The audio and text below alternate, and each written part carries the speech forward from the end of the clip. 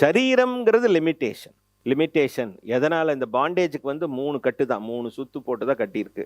ஒரு சுற்று சோகம், 2வது சுற்று காலம், 3வது சுற்று அறியாமை. இந்த 3 சுத்து தான் சுத்தி இருக்குது.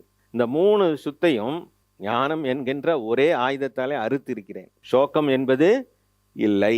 எதை கொண்டு நான் சோகம் அடைவது? ஏனென்றால் இன்று இருப்பது நாளை இல்லை, நாளை இருப்பது இன்று இல்லை. காலம் என்னை கட்டுப்படுத்தாது.